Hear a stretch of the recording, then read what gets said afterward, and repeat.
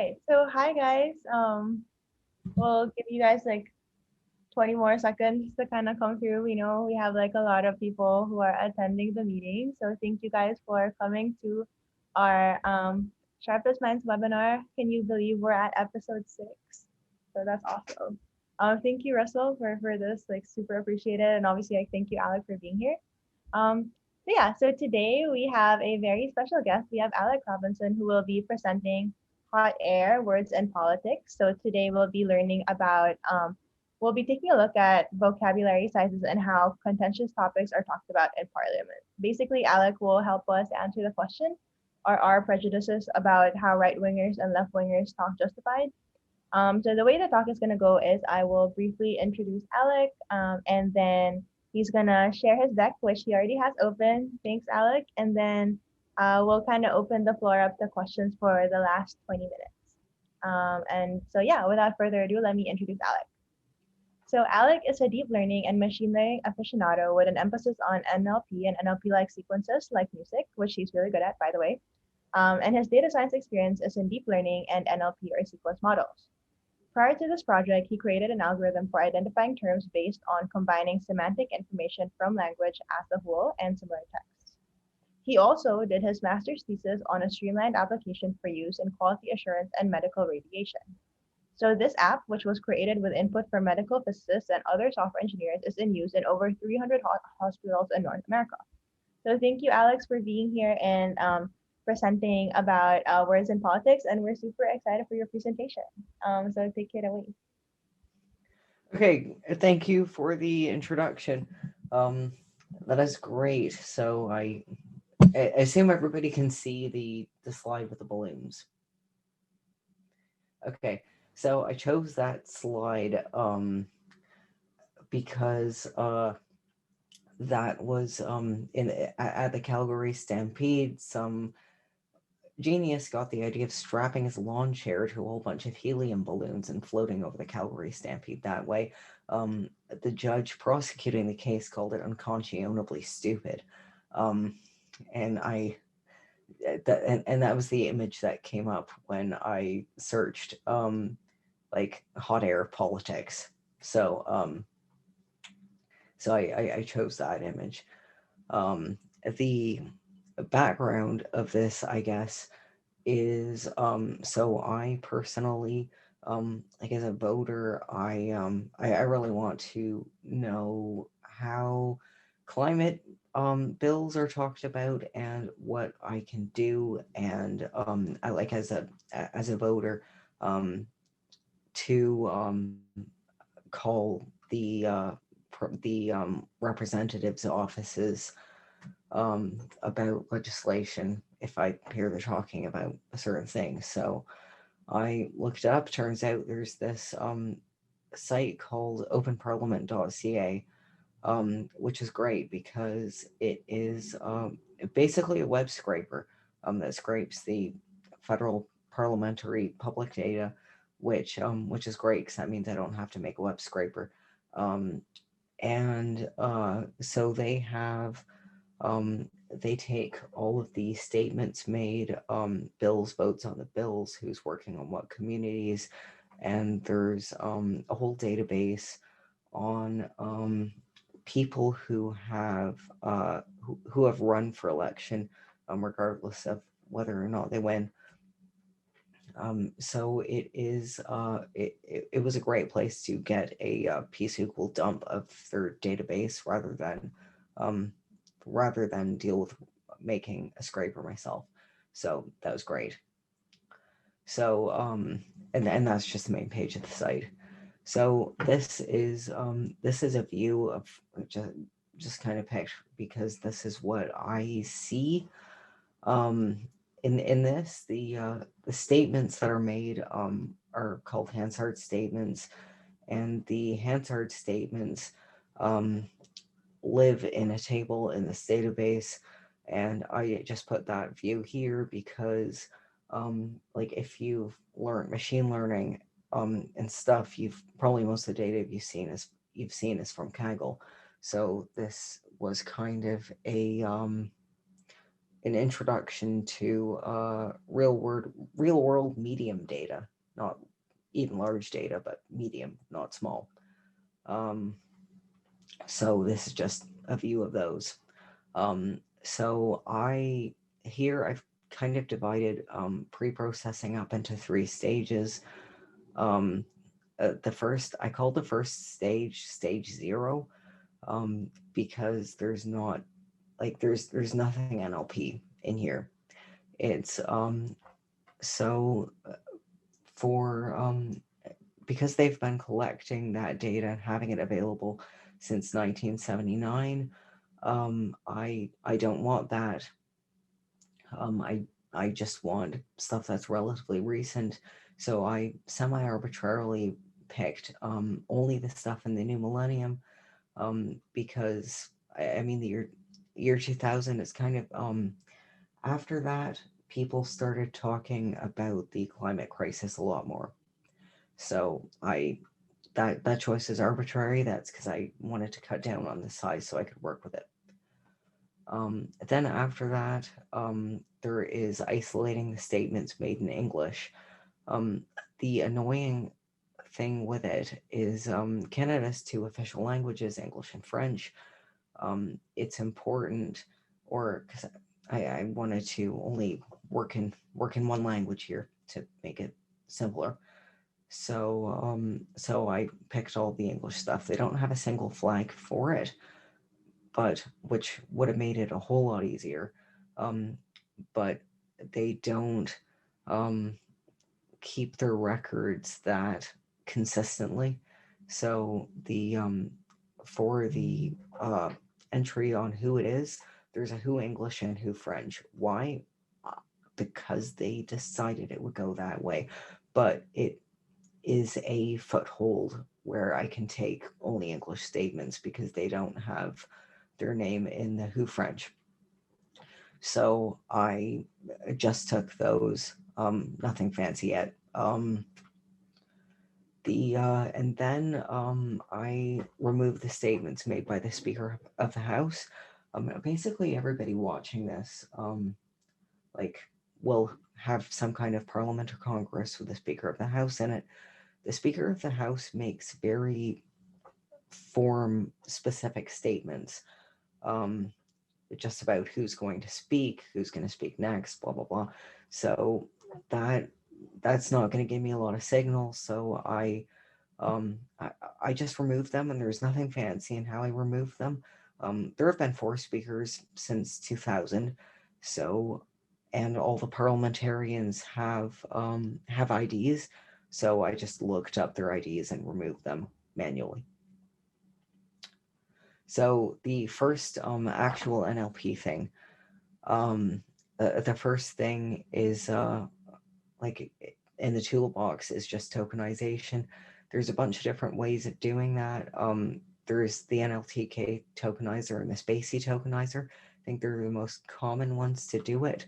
I use the NLTK tokenizer for some basically because it's the one I've always used. It's like if I want to make a tool analogy, it's like the old screwdriver that is a hand screwdriver that you just keep pulling out because it's there. So the first thing was just tokenizing that. Then after that, removing the stop words because a huge part of that was just because I wanted to compress the data somehow. But also in terms of doing raw word counts, I didn't want it to turn out like, oh, the most frequently said word is the.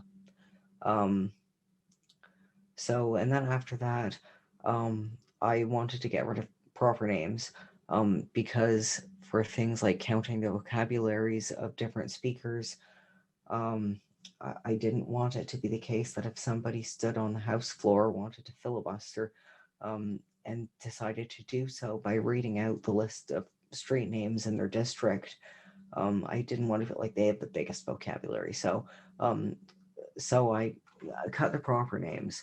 For that, I used Spacey, and Spacey has some pre-trained models that you can use. In this case, I used the Encore Web Small model. The I don't think I don't think it did an amazing job. Looking through the text afterwards, there were a lot of proper names that I could recognize in there, but um, it was good enough. So then after that word, there was so there's a kind of a debate. Not very many people want to debate it. I I don't even want to debate it. Lemmatization is better than stemming.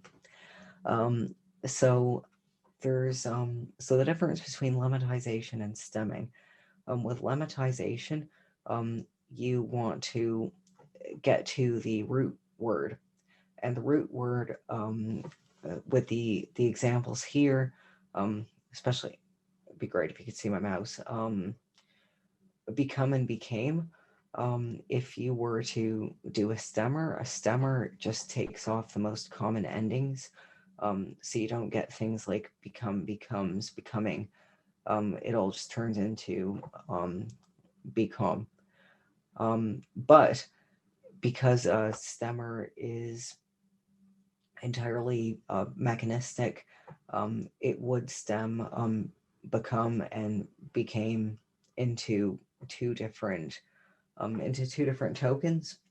And I didn't want that because when doing a vocabulary count, I really wanted it to be the case that that different inflectional forms of a word or an irregular verb would only be counted as one word. Um, so I lemmatized there. Took a while, but lemmatized there. The an example here also for homologous words, because there are some words in English which are written with the same letters, but have different uses and different meanings and are different words. I use tear/tear as an example here. So you want to say like he had a tear in his, well, torn retinas are a thing, but he had a tear in his eye, or tearing the fabric. The good thing about Spacey's Encore Web SM is that the part of speech is something that it also determines. So I want it to be the case that that tear and tear are counted twice. So that's pre-processing stage 1. Now, pre-processing stage 2, which is more processing stage 2. I'm just moving this to the corner. Is that there are some different fields in there. They have various header titles. They have header 1, header 2, header 3. Header 1 is just like Parliament business. So not very useful there. Header 2 seemed to be the bill title. Header 3, it was really hard to tell what they meant by header 3. They just have header 3. So I used header 2 as the kind of the bill title. So how I selected the statements that have anything to do with the environment or the climate was I just took the statements where those words were in header 2.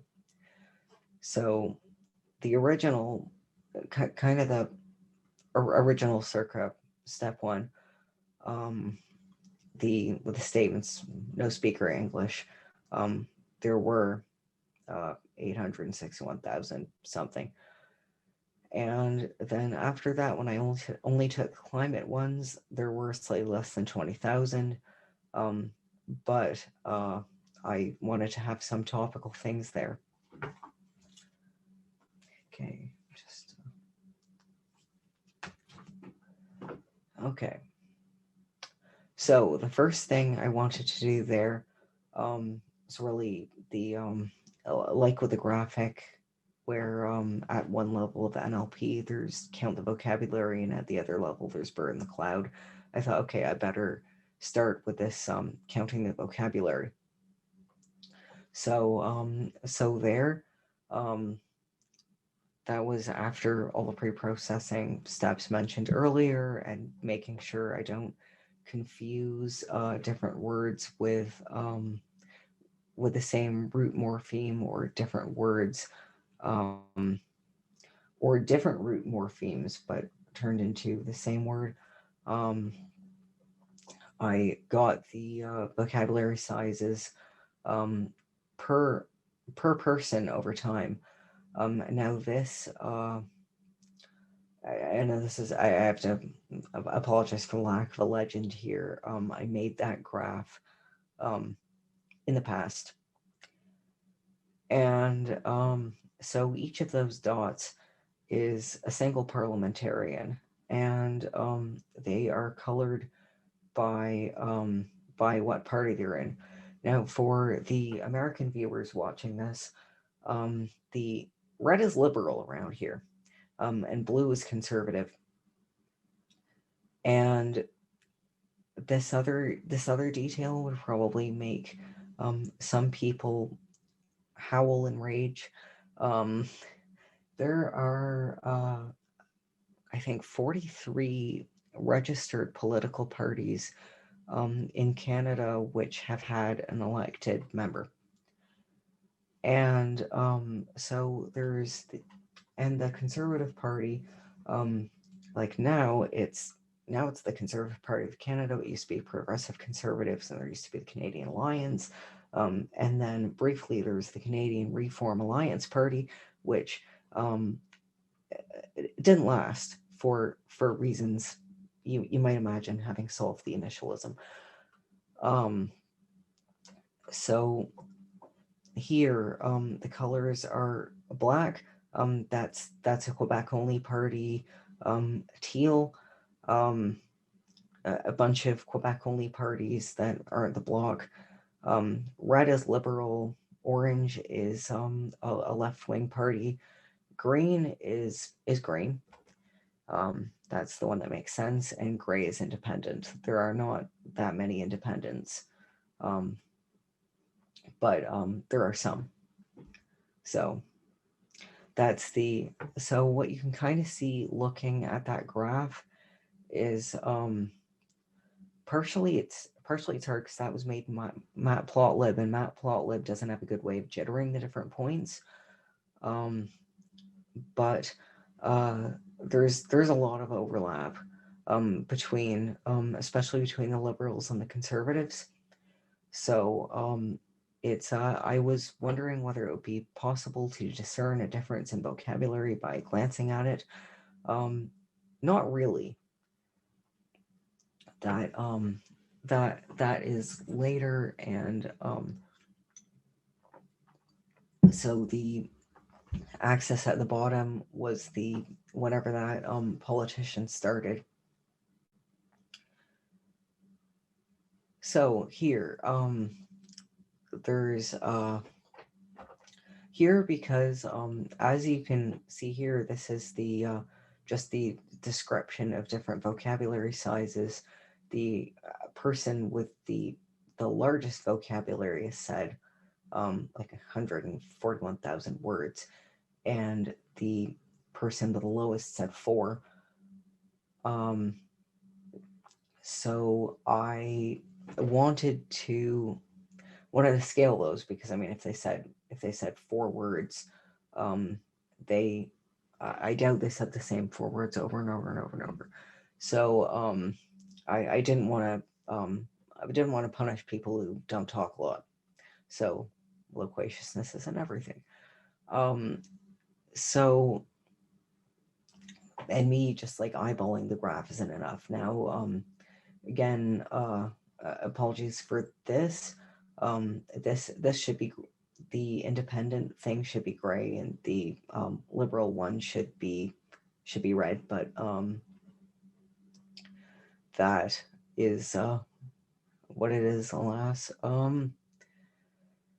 So this was doing some hypothesis testing here, because I assumed that since conservatives and liberals go to the same universities, the same programs, and that they would by and large talk the same way. They have the same staffers. They actually don't.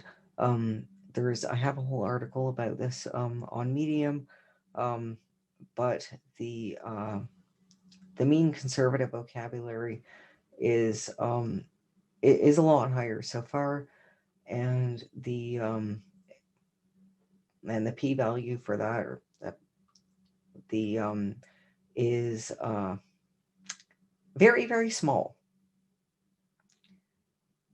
So that is that. Now that's just raw vocabulary size. Now there's what level do people speak at? There's the metric that I used here is the flesh reading ease. The flesh reading ease is with a formula down here. It's a metric of like how many words do they use and how many different, what's their vocabulary like. And kind of one of the things that you can see here is there's not a lot of difference. The one of the things that has made this challenging is this is me saying this unscientifically. If you look at maps, the conservatives do not have don't have a foothold in Quebec. Their people in their party are from like English only provinces, or provinces that are like far and away predominantly English speakers. What has made it difficult to assess anything about the way different things are talked about is that the there wasn't a good way to separate out the English and the French statements. So as soon as somebody says something in French, they'll be like, that is hard to read, and that's not terribly useful. These now this is an outlier. I looked through this because I wondered, like, did I massively make a mistake in not identifying the French speaking? No. A lower reading score here means they're more educated than a higher reading score, or it's more difficult to read. So for the block, they have statements that are more difficult to read because some of them are French. With these guys, it was correctly identified. It's just that that party, Forces et Démocratie, it's a Quebec-only party where the two people in that party were both university professors. So they're not normal. Okay, so the common phrases, how people talk about carbon emissions. So you can see here the conservatives, now it's not painting them with a brush. They do talk about the climate crisis a bit and the need to reduce greenhouse gas emissions somehow. They do. But they do, as you see here, one of their big phrases is the job-killing carbon tax, which appears 93 times. That's not one of their most common phrases, but it's like, I think it's like the punchiest phrase. that they say there. Now that's something that people would kind of get unscientifically from if people were to listen to and or read politicians, which I don't recommend. Um, but that particular phrase gets said a lot. Here, what the liberals like to say a lot is the environment and the economy go together. That's um, it's not one of the phrases they say the most often, but it's but a lot of things they talk about, like just reducing greenhouse gas emissions. It's like, yeah, that's the conservatives say that too. So for statements which liberals make and conservatives do not, they really like to say the environment and the economy go together in some form or another. Um, so that is relatively high up there. And then here, there's the Green Party is a party that is um, dedicated to environmental and climate legislation. So it's like, so they don't have very many people. They don't have very many MPs, but I thought, well, might be worth it to see how they talk about things. Um, and then so you can see they talk about Thunder Bay the most often. The why they talk about part of the problem is it's skewed because parliamentarians from different areas like to talk about their area the most, or legislation that impacts their area. So so you can see that, yeah, they talk about reducing greenhouse gases, not in a terribly useful way, but yeah, okay. So on to the next level of NLP.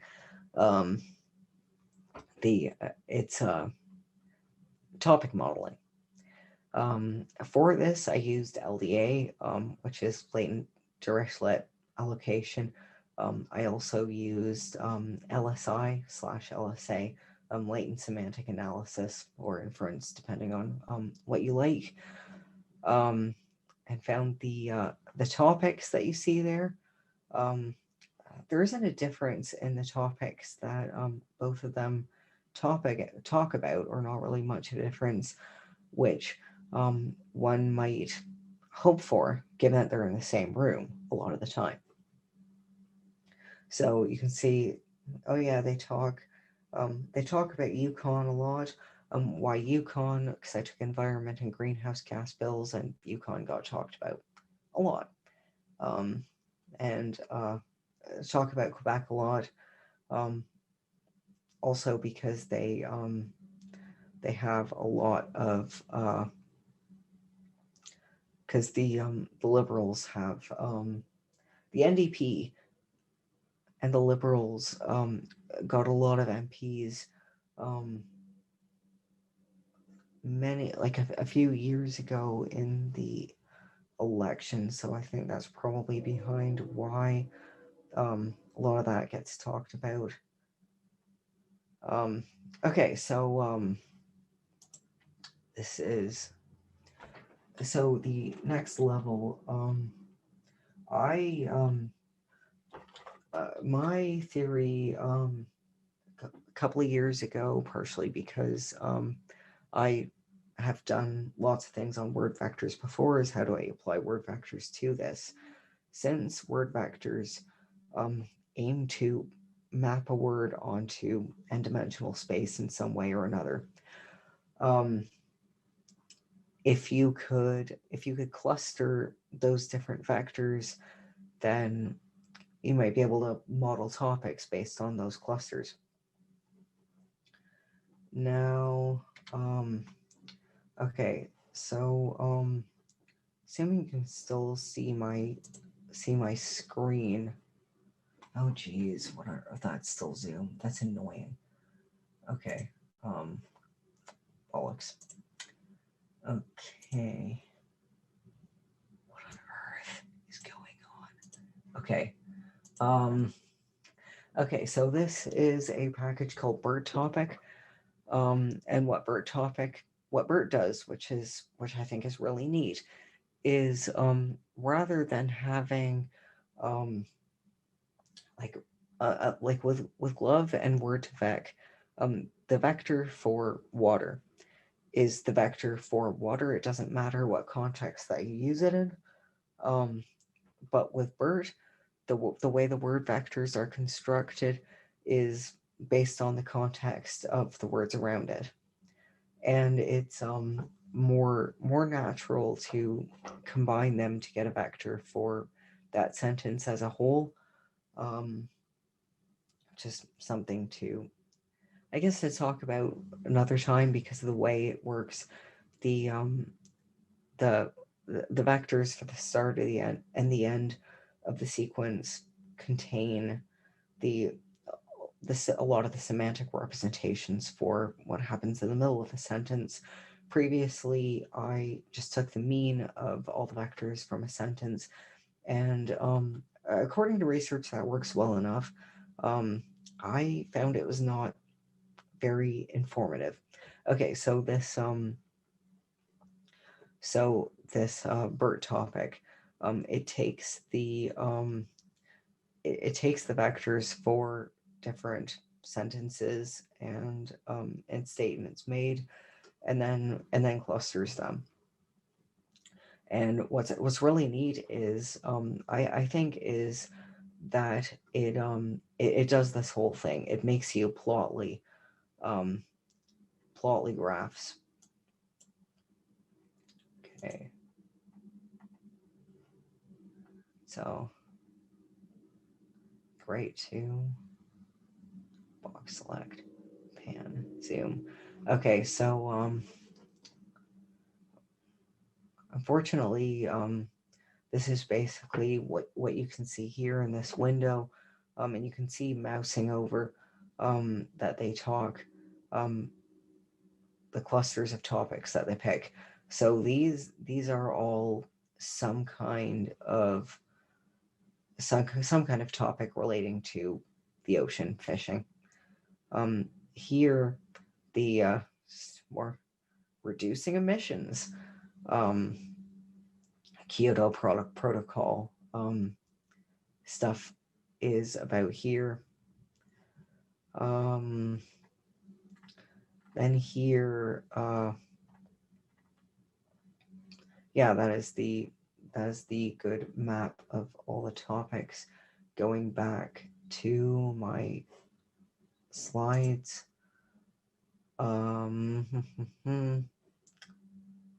Okay. Oh my god. Okay. So the two morals of the story, such as they are, that I put in there is that pre-processing is really, really important. And like it's cool to make models and all, but doing the pre-processing really took me a lot of time.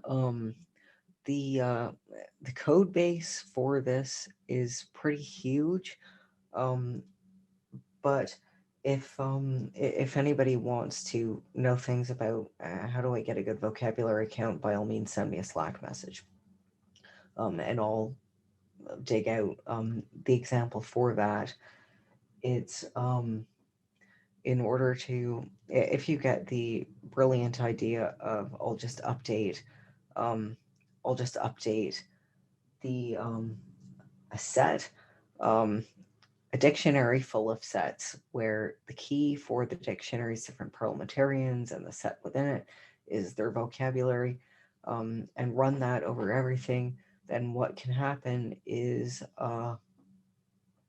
and this was before I learned about NP apply or PD apply. Pandas apply is great. So it was like 8 hours later, and I learned that um, I just had one set copied 1,000 times, which so that pre-processing, really important step. Um, so it's if you're doing NLP, it's important to make sure you got that down well. So, and here it's lemmatization versus stemming. I said a lot about lemmatization. Lemmatization.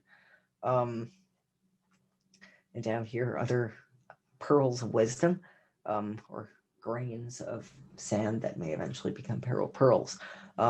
Spacey, pretty great. They have pre-trained models. You can also train your own, but I recommend going with the pre-trained ones because it's hard to get a ton of data as an individual.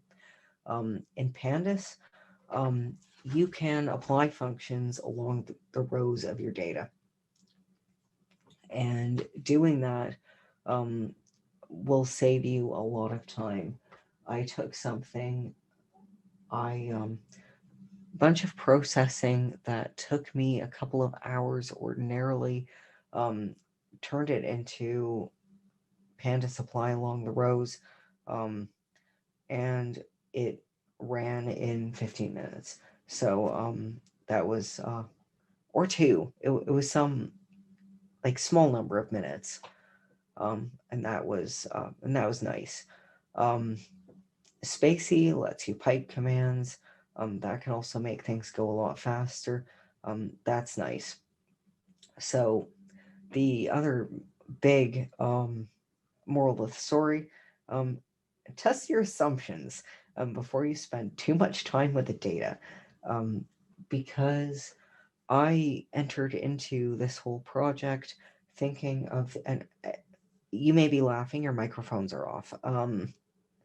The I thought, okay, well, the debates that happen in Parliament are taken in good faith. I thought at first, huh? um, but are taken with some honest intent at changing people's minds. What I found is that people's minds do not change very much, and but more to that,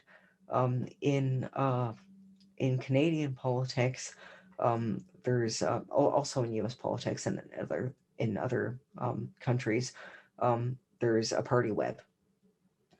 In Canada, the party whip has a lot more power than it does in other places, and people vote along party lines, um, 99% of the time.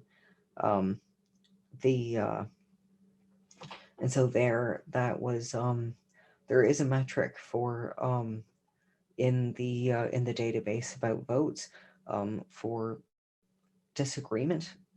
When a party does vote, they say like the party's going to vote this way. Then they measure how many people don't vote that how many people vote against it somehow, and about 1% of the votes had more than 10% disagreement. So if you want to if you think about ones that have, you want to identify, okay, well, what can you say to sway people's opinions so much that there's 25% disagreement in the party? Um, Good luck. That unscientifically almost never happens. So so I would say, yeah, the moral of the story there, the pre-processing, super important. Assumption testing, also super important. If you want to ask me more questions, I am on Slack. I see what, yeah, this is my last slide. Is thank you for being an audience for this. The lack of feedback is kind of disconcerting, but such is what it is. Okay, so I see. Don't know how to hand this back over. I guess if I don't click the uh, thing, you share. No, what if I want to stop sharing? Um, Yeah, I think, yeah, I mean, that's totally fine. I Thank you, think River.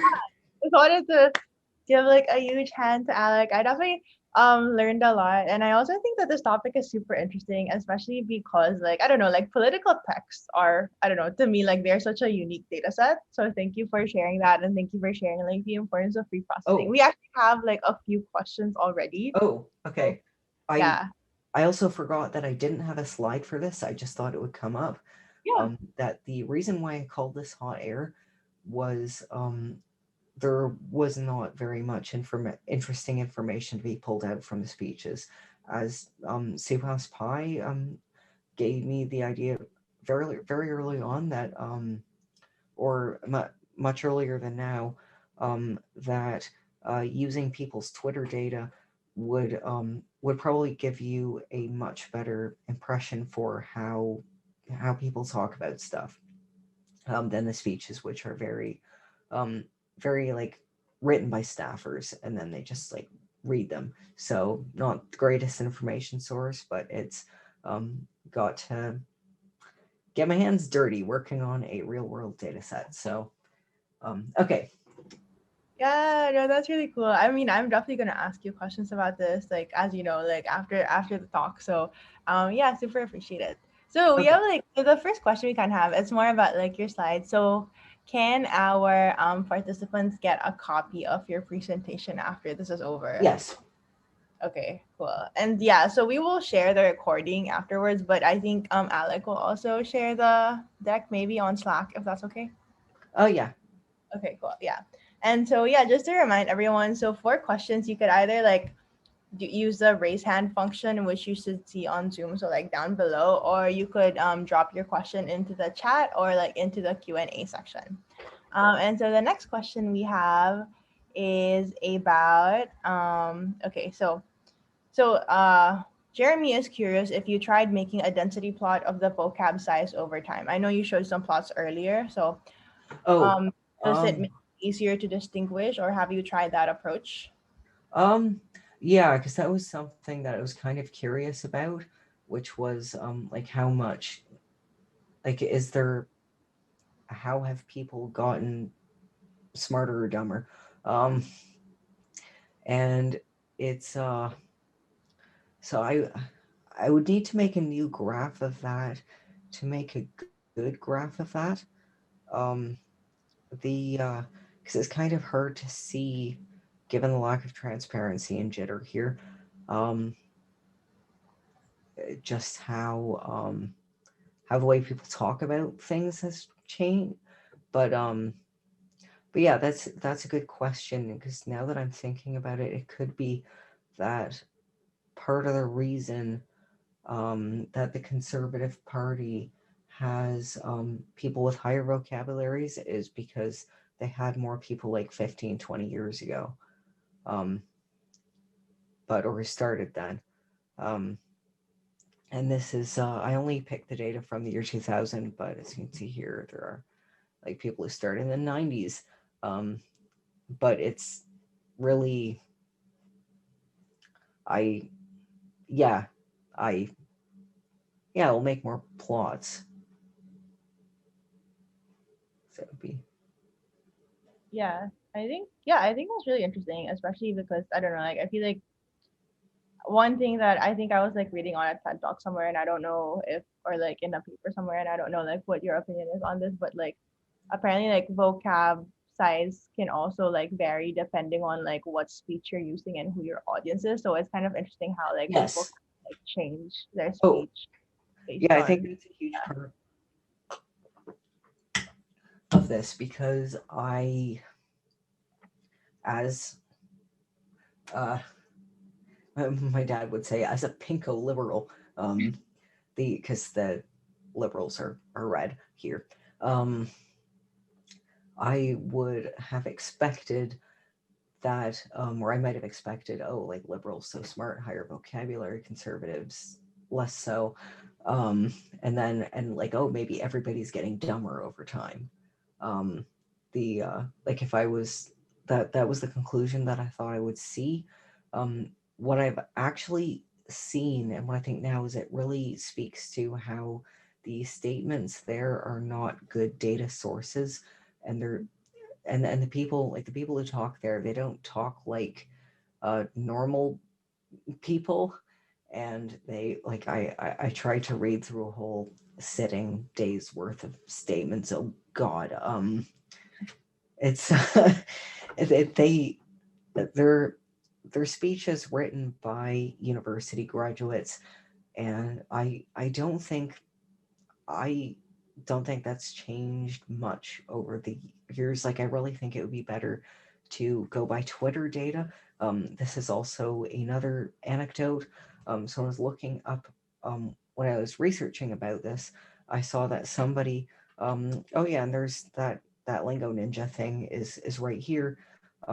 That's somebody who did a vocabulary analysis on U.S. Political Twitter, and found that the person with the highest vocabulary, yeah, Sarah Palin, written there, and that they also said, anyway, Trump has a higher vocabulary than Biden. And so I am amenable to statistics, but I also looked at their pre-processing methodology, or lack thereof, and saw that they weren't. Once you go into Twitter, you get issues with people use different short forms. They use a lot of short forms, and people misspell things a lot. So you need you need some kind of auto spell checking, spell correction there. And the nice thing about these Hansard statements is that they are professionally done transcripts and have a really low rate of spelling errors. So really almost never. So yeah, yeah, using Twitter data would be more interesting. It's but it's also harder to work with. Yeah, I think that's really cool, and I think yeah, that's a definitely an interesting thought. So thanks for sharing that. So we have actually another question. So, did you test the vocab size differences of parties when they are in power versus when they are in opposition? Ah, I know who Yeah. asked this question. Oh yeah. So this is from Suhas. Actually, I I know you yeah, mentioned it. I yeah, I because the short answer is no, and that's for a couple of reasons. Um, one being, well, I guess it wouldn't be, the government hasn't changed that many times. I could manually pull people into that. There might be a difference. Um, I but it's really it's difficult. Because I also don't know if that would be the best metric. Um, because I think reading level would be interesting. Okay, so Suhas would say I should count the adjectives, and so maybe I'll run the whole thing again and do that, because that's because I think that's probably a better indication of than just raw vocabulary, um, but because the recognizing named entities was not perfect. Okay,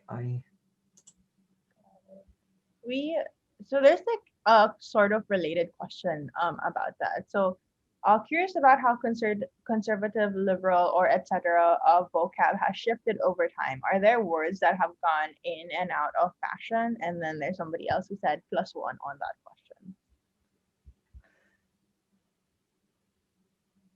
that's an interesting question. Um, I okay, the short answer is I don't know. The longer answer is I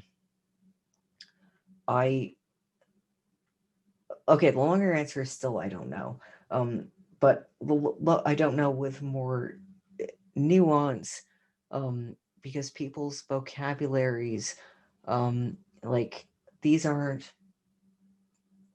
It would be, I think that would be a thing that would be better to get from their Twitters, um, because the statements that people make are only, they're only making them because the legislation is coming up right now. So it's so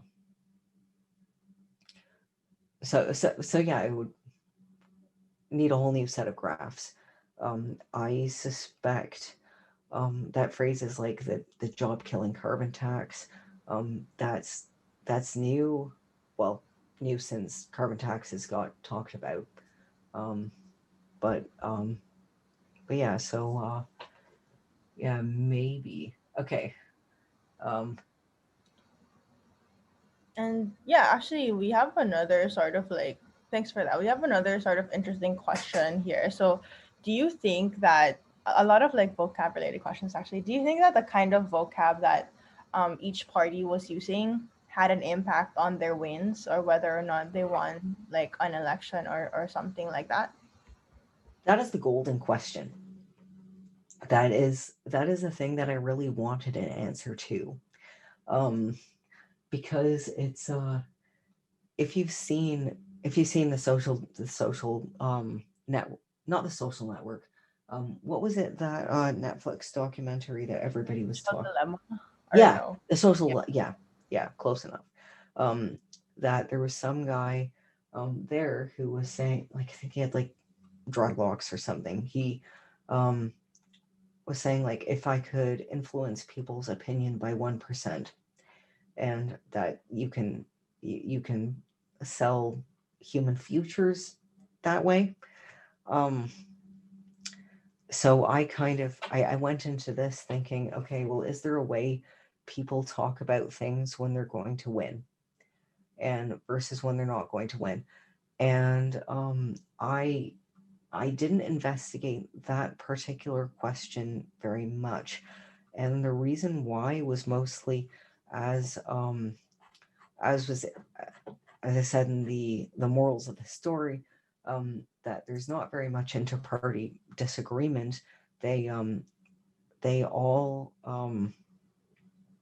it's really hard to find votes where there's that much um, disagreement in there, and if you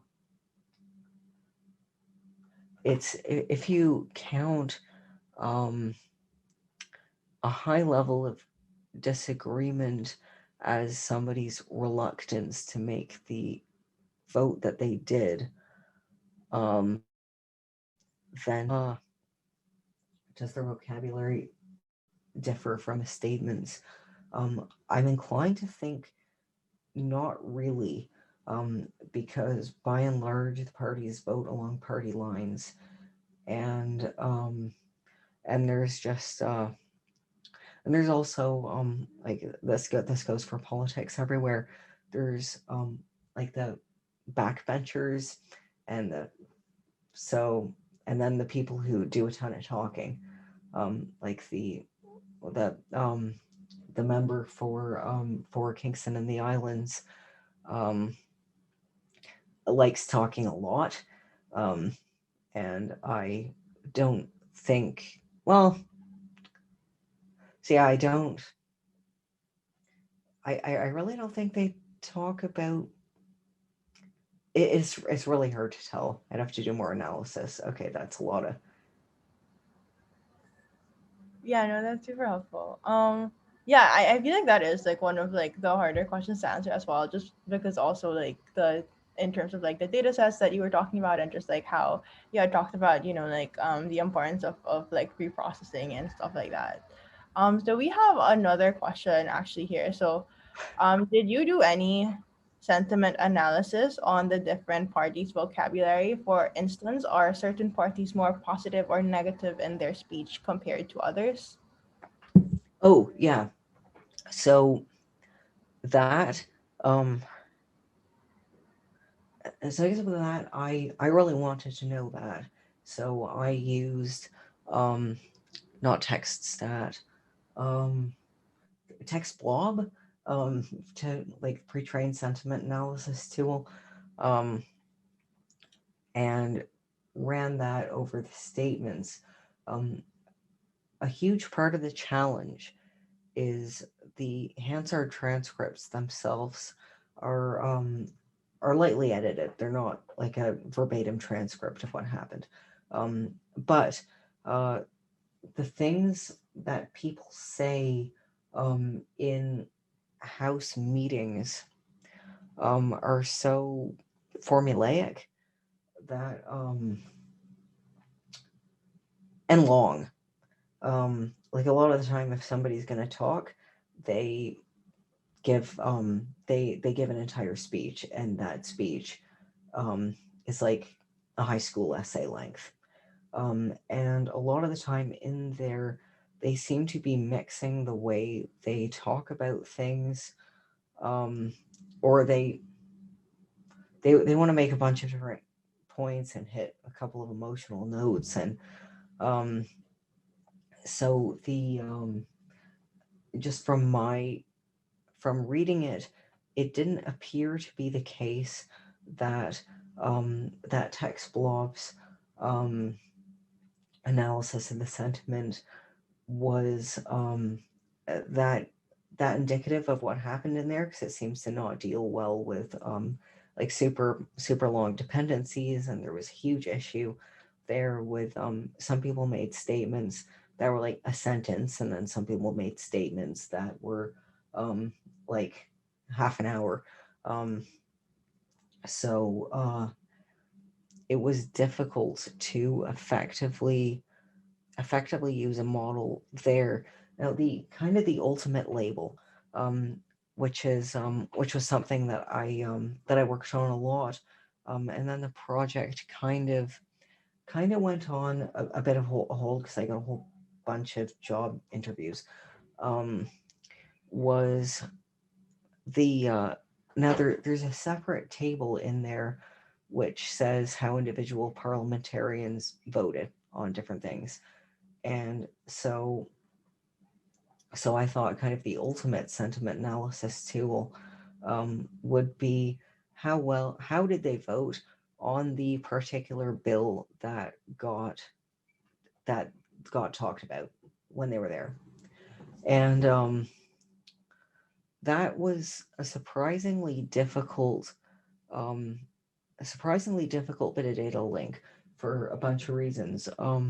One being I would have to pull up the database, but there's 67 tables there.